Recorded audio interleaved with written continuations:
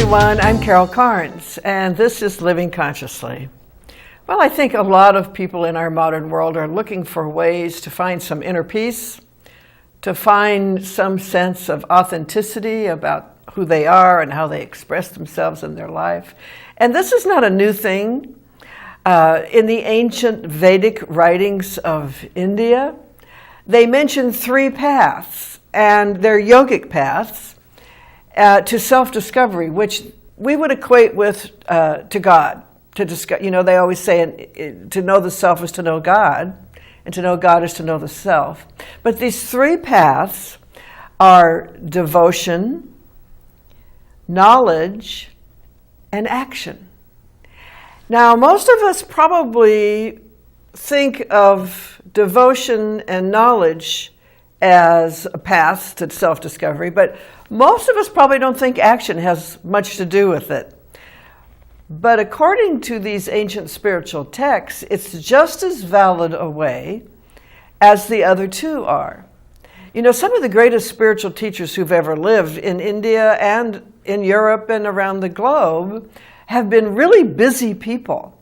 Some of them held regular jobs, they wrote books, they traveled, and they held large public gatherings. They were busy people. They weren't sitting on a mountaintop somewhere meditating. They were on the path of Dharma, or action. So it has to do with, now, what does action have to do with discovering yourself? Well, it has to do with how we are in the field of action. And Father Bede, who was a great observer of spiritual traditions, especially the Hindu ones, he said work is considered holy ground. And when you think of it in that way, you can see what he meant, that what we do every day, we go out into the world and we do our work. How we do it can be a spiritual path. How we do our work can be a doorway into the deeper realms of the self. If we give ourselves permission to access we might say, the soul's promptings, or the soul's longings to be seen and known for who we really are. And those promptings are like, we want to treat people with kindness and respect, and we want to do good work. We want to be proud of the energy we have put into the day. Because, an 8-hour workday, and most people work more than that these days, you're expending a lot of energy. And sometimes we don't feel that we're being rewarded enough for all the energy we're putting into our work. But that kind of thinking can be changed, and if we realize that what we are doing is a sacred path. It is our spiritual path. It's not just something we do and then we go home and we be spiritual. It is a part of it, and it can be a valid one. Recently, I think I may have told you about this a couple weeks ago, but it bears repeating. There's a new restaurant where I live, and it's very nice, but I was so impressed with the waiter. And he was so gracious, but not obsequious, just gently present, very caring, very observant about what we might need before we knew we needed it, but not hovering over us. It was a masterful job of table waiting. I really was so impressed that I had to tell him about it. I complimented him, and he said, "I love what I do." And see, there's the key. But more than that, he loves himself as he's doing what he's doing, obviously. Who you are and who you think you are, and your level of self-regard and self-respect really comes out in your work. It's very observable. I have had the opposite treatment in stores. I can remember one incident, I won't even name the store, where I was treated by a clerk with such derision and rudeness. I actually reported her to the management, something I've never done. I usually just, okay, they're having a bad day. But this was over the top, that I felt I had to report it because she was doing the store a disservice. And that comes from a lack of, one, self-respect, self-regard, but also not listening to the soul self. A lot of young people have jobs to pay the bills or pay their tuition, but they see it as a means to an end. They don't see it as a path to self-discovery. I've had so many different jobs in my lifetime, so many, and every one of them taught me something about myself. And I really think it's a valuable exercise throughout your day to ask, am I being who I really am today in this workplace, in this office, or wherever I happen to be? It is a path. So the deep desire of the soul to serve, to express respect and caring is really our authentic self. There is nothing about our real self that wants to hurt, belittle, dismiss, or cause pain. That is all coming from a superficial, egotistical self that doesn't like itself very well and feels that it's under threat and has to take from other people to get its good. We see a lot of that in the world. You see a lot of it in groups of people who are out to hurt others, and it's really coming from a lack of understanding of their authentic self, who they really are. Who we really are is God in residence. Who we really are is love in action. And I know it's hard to live up to that all the time. I certainly fall down on it a lot myself. But to keep in mind that this day and this job and what I'm doing is an opportunity. It's an opportunity for me to allow who I am to come through this interaction, whether it's a business deal or, when I was young, I was a hairdresser. Very important to me how I treated people because I know they were sitting in that chair and they were very vulnerable. You're messing around with someone's self-image. It's a vulnerable place to be. So become hyper aware of the power you hold in the position you have, whatever it may be, and not to misuse it, but to use it properly to engage with someone in a more authentic way. So authentic expression of any kind wants action. A couple of weeks ago I talked about love seeking an object. Well, this self that wants to be seen and known for who she or he really is needs the field of action to do it. You're not going to get it sitting on a mountaintop. Again, that's another path, the path of devotion. The bhakti path, the path of knowledge, of study. Those are great. But today we're talking about the path of action because it concerns more Westerners than the other two probably do.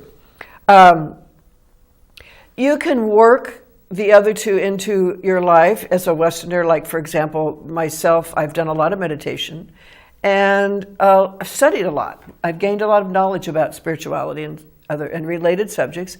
But my life is basically like yours, the path of action. I'm out there among them doing my thing, and that's the best way for me to see the reflection and to see what I'm putting out by what I'm getting back. And so I've learned a lot about myself this past year about that, about how easy it is to allow the fearful self or the overworked self or the threatened self to come out and really not present as well as you would like to. So again, a path is a path, and that doesn't mean you get it right every minute. It means you're on the path.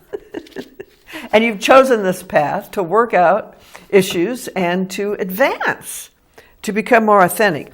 People say, gee, I really wish I could feel the spiritual presence of God. Well, the only way you can is through your own life. How else would you feel it? Except within yourself.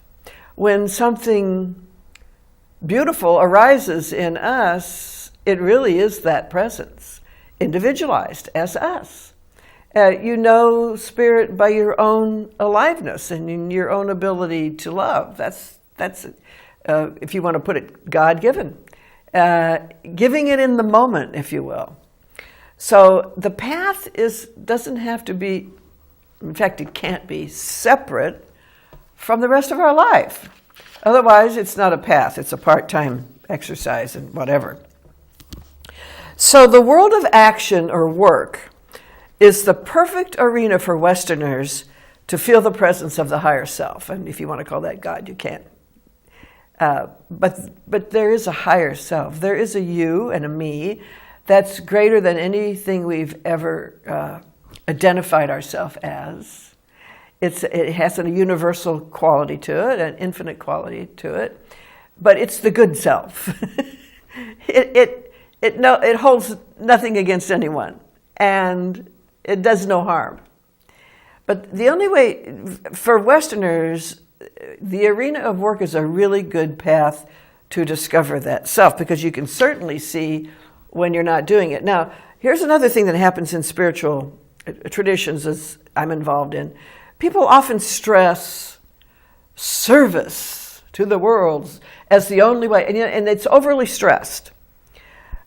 I think the more authentic gift to life is not so much to see it as service as just the joy of being.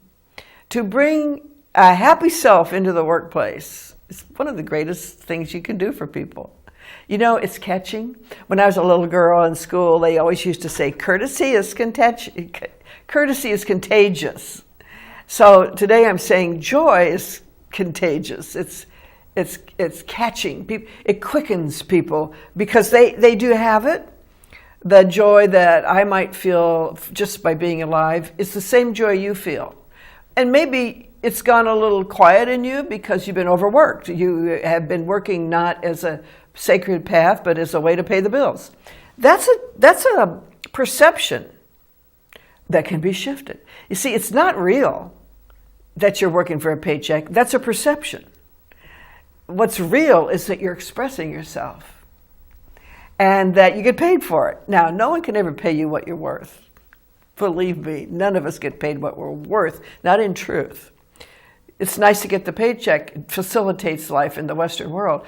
But the reason you're doing it really is as an avenue for self-expression. And if we approach it that way, we will see it isn't so much about service as it is about bringing the joyful self into the immediate moment, wherever we happen to be. This is a great thing to do. And again, people might think, well, what if I hate my job? Well, why do you hate your job? You see, the question, someone said to me once, every job has a downside. There's always something you don't like about it. But if you really can't stand going there every day, what in the world are you doing there? And why aren't you able to express yourself there? It's a perception. You think you can't. And maybe it's difficult. Maybe there are some really unevolved people around you. You either leave, get a better position, or you transform it by your presence, because you have the power to quicken the higher self in them. Oh yeah, you do. Everybody does. You ever been around someone that's just so lit up? And I'm not talking about, silly, pretend happy. I'm talking about an authentically grounded, stable, happy human being. They make you feel better.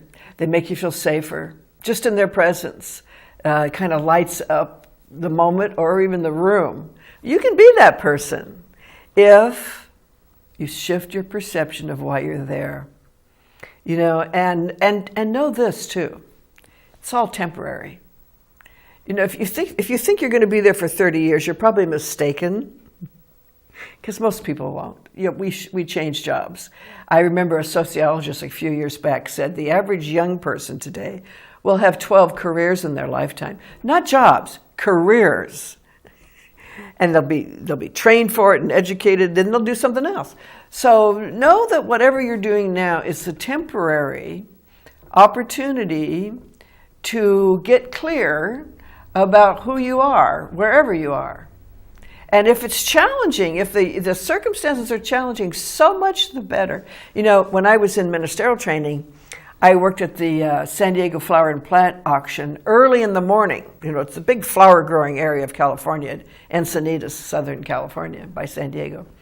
And I would take all the money and handle all the money. And I was surrounded in the office by people who believed in a kind of religion that was completely different from mine. And they were very vocal about it, preachy. And I had to kind of just keep my mouth shut. But when I left, I got a note from one of them.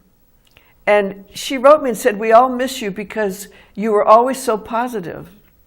And you were such a nice person to be around." Now, that came from my belief system. And I was so validated by that. It was wonderful that I actually had an effect, because they were pretty much preaching hell and doomsday to me. Anyway, that's just a little example of how we can affect our surroundings for the better without even knowing it, just by being us. We're going to talk more about this in the second part of our program. Right now, we're going to take a break and celebrate our wonderful sponsors. Take a listen. Come right back. We'll be here.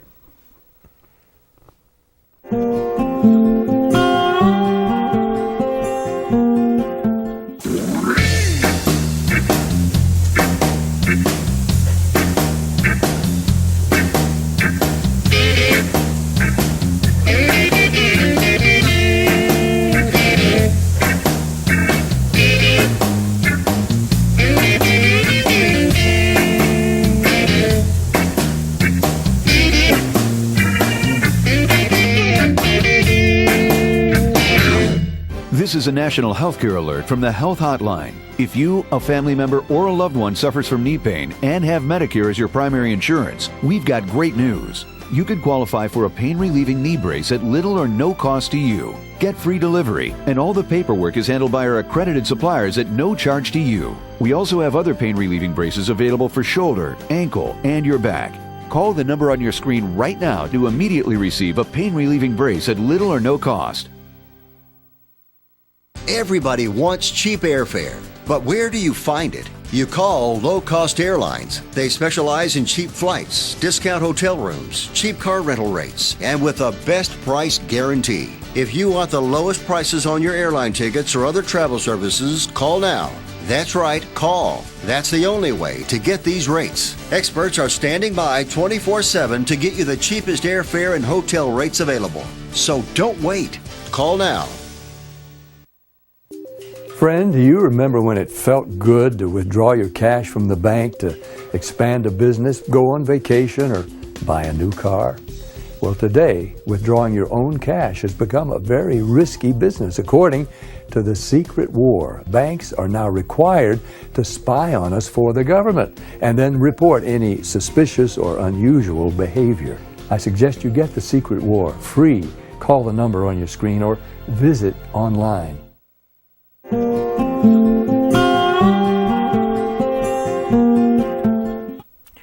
Hi everyone, we're back again. I'm Carol Carns, and if you just joined me, we've been talking today about the three paths to self-discovery as related to the Hindu tradition of yoga.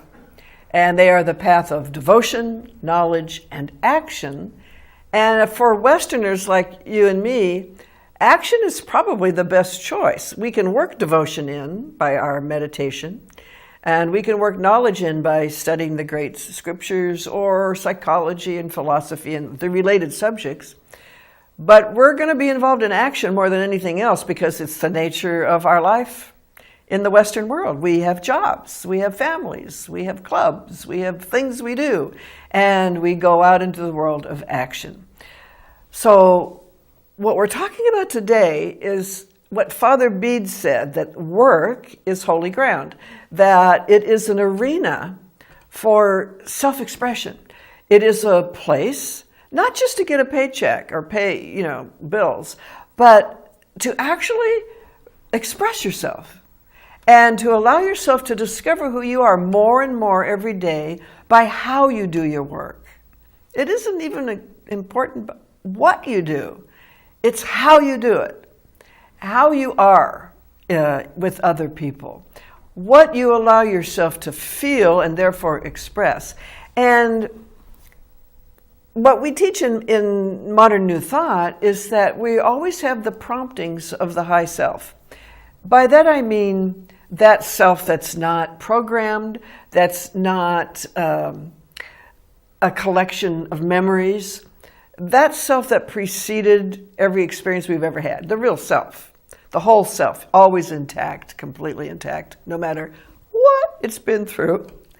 And that the promptings are to unite with, in other words, to make connections with people, to see through the appearance to the high self in them. Not always easy. That's a real path, isn't it? Yeah. To love, to bring forth ideas that elevate. So that would mean not being Miss Pollyanna, white lighter all the time, but just being a rock, a soft rock. A presence where people know they can count on you, they trust you, you're dependable, but you're always ready with a higher idea. And that doesn't mean to put people down, it means to raise them up. There's a difference. You can raise people up without putting them down. It's just like state your truth. So the premise for today's talk is that the world of work is a legitimate spiritual path because it affords us the opportunity to discover ourselves. And when we begin to acknowledge and honor the self that does want to love and connect with, we begin to feel the presence of what the world calls God, or the source of that love, the source of that desire to be one with. It's in us. It's innate. We were born with it. And, we are doing this show in early December 2017, and it's like people are already talking about the holiday blues and how they can't get through the holidays. And, all of that is the same perception that makes people hate their jobs.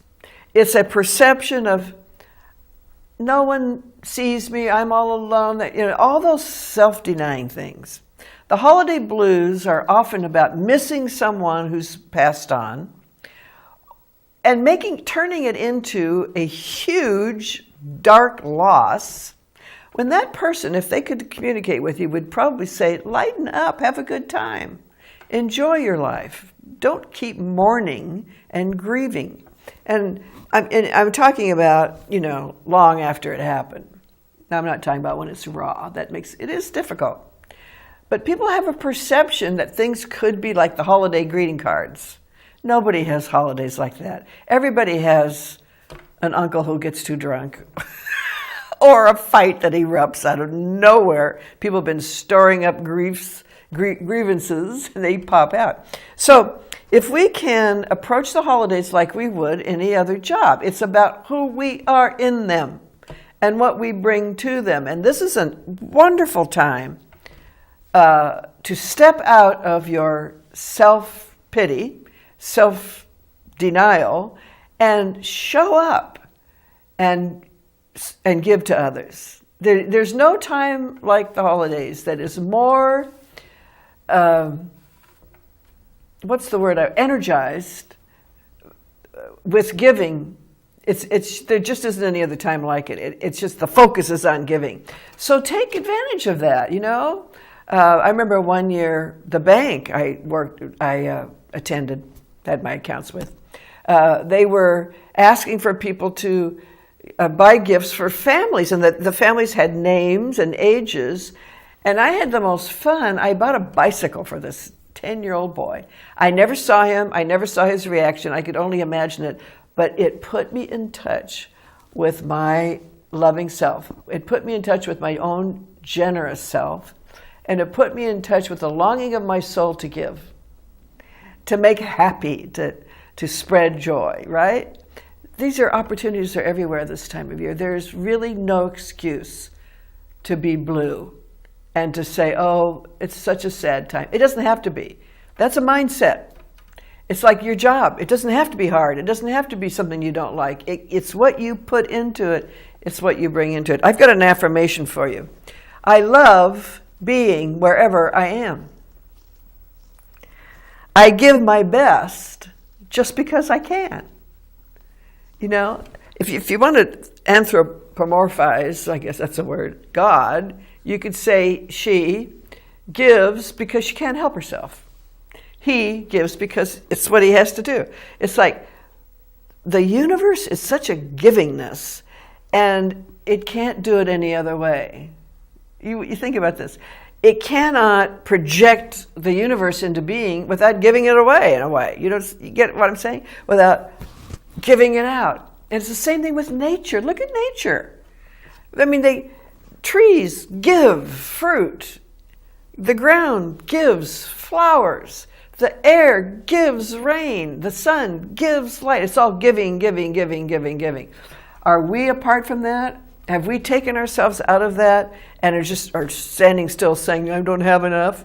You start giving and you'll have enough. And I mean giving of yourself. You know, go to the library and read to children. Go to the hospital and rock neonatal babies who are having physical challenges early on. There's so much we can do. And it brings out so much of who we are. It's the path of action. And you see what I'm saying? It's not just our work. It's everything we are and everything we do. Whatever we take out into the world, we're on a path. And I guess I'm trying to really bring this home today. Spirituality is not compartmentalized. It's not like 3 hours in the evening or 3 hours on Sunday morning. It's an integration in everything we do according to how we do it. And how we do anything is how we do everything. And that's I don't know who made that up, but it's true.